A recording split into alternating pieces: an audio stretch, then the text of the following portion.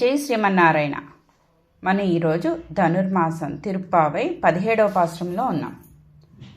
అంబరమే తన్నీరే సోరే అరం செய்யும் எம்பெருமான் நந்தகோபாலா எழுந்திராய் கொம்பனார்க்கெல்லாம் கொந்தே குலவிளக்கே எம்பெருமாட்டிய சோதா அறிவுராய் அம்பர் மூடரத்தோங்கிலகளந்த உம்பர் கோமானே உறங்காதெளிந்திராய் செம்பார்க்கரடி செல்வா பலதேவா உம்பியும் நீயும் உறங்கேலோரெம்பாவாய். ఆండాళ్ తిరువడిగలే శరణం. మనం ఈ పాసురం అర్థం తెలుసుకుందాం.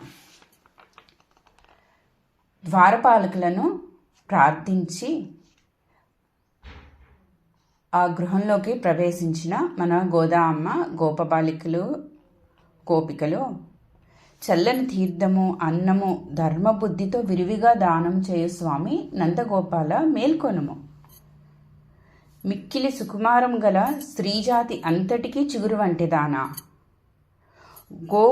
గోపకులమును ప్రకాశింపచేయు ఓ మంగళ దీపం వంటిదానా, మా అందరికూ స్వామినివై కీర్తినిచ్చి ఓ యశోదమ్మ తెలివి తెచ్చుకోవమ్మా. ఆకాశాన్ని ఛేదిస్తూ పెద్దగా పెరిగి లోకాలను కొలిచిన ఓ దేవదేవ, నిత్యసూరి నిర్వాహకుడా నిదురలేవయ్యా.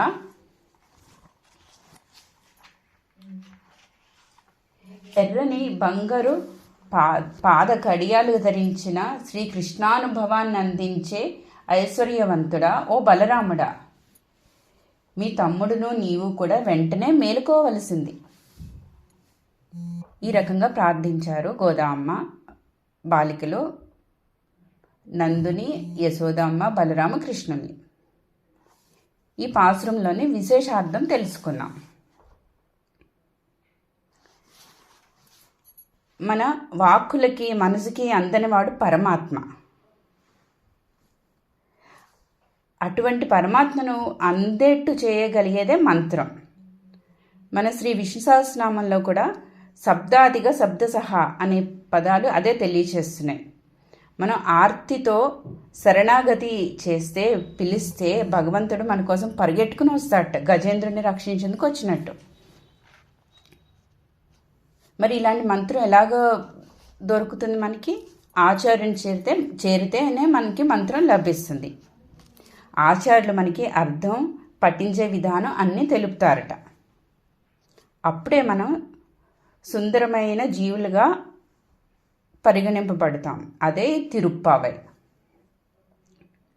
ఆ మంత్రమే నారాయణ మంత్రం. అదే మనకి ఆండాళమ్మ మొదటి పాశ్రంలో తెలియజేసింది.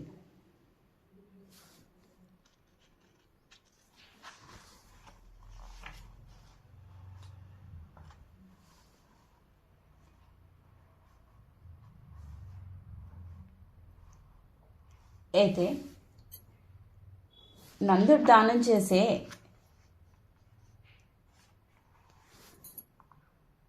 అన్నం ఇవన్నీ ఏంటి? కృష్ణ దర్శనం మాకు అన్నం, కృష్ణుని గుణాలు తెలుసుకోవటమే మాకు ధారకం, స్వామి సేవలు చేయటానికే స్వరూపానికి వస్త్రం వలె రక్ష. ఓ నందగోపుడ, నువ్వు ఊరు వారికి అందరికీ ఇచ్చేవి ఇచ్చాక తరిగిపోతాయి వారు వాడుకుంటే, కానీ మాకిచ్చేవి ఎప్పటికీ తరిగిపోవు అని ప్రార్థిస్తున్నారట గోదామ గోపికలు. ఏమి అడుగుతున్నారు? నందుని వాళ్ళ ఆచార్యులుగా భావించి మాకు ఆ మంత్రాన్ని ఇవ్వు, మాకు శ్రీకృష్ణ అనుభవాన్ని అందించండి.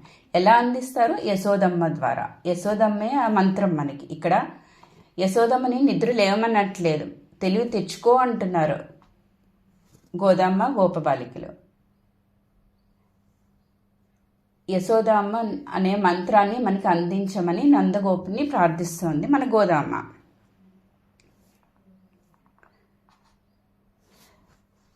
ఈ అష్టాక్షరి మంత్రం, ఈ నారాయణ మంత్రం ఎలాంటిదంటేట, మనం అది కావాలని దాని మీద ఇష్టంతో మనం దాన్ని ఆ మంత్రాన్ని జపించకపోయినా వేరే మంత్రం జపిస్తూ దానితో ఇది జపించినా కూడా ఆ వేరే మంత్రం యొక్క ఫలితం కూడా ఇస్తుంది ఈ నారాయణ మంత్రం. అంత మహిమ గలది అష్టాక్షరి మంత్రం నారాయణ మంత్రం. అటువంటి మంత్రాన్ని అందించమని నందగోపుని యశోద అంటే మంత్రం, ఇక్కడ నారాయణ మంత్రం అందించమని నందగోపుని వేడుకున్నారట. ఎలాంటిది ఈ మంత్రం అనేది? ఈ యశోదని ఏమని పొగుడుతున్నారంటే, లోక మాతాపితరులైన నీలాకృష్ణులచే నమస్కారాలు పొందిన యశోదాదేవట, అంత గొప్పదిట ఈ మంత్రం.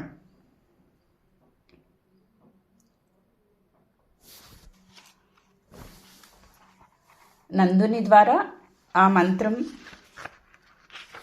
ద్వారా బలరామకృష్ణుల్ని చేరుతున్నారు మన గోదామ్మ గోపికలు.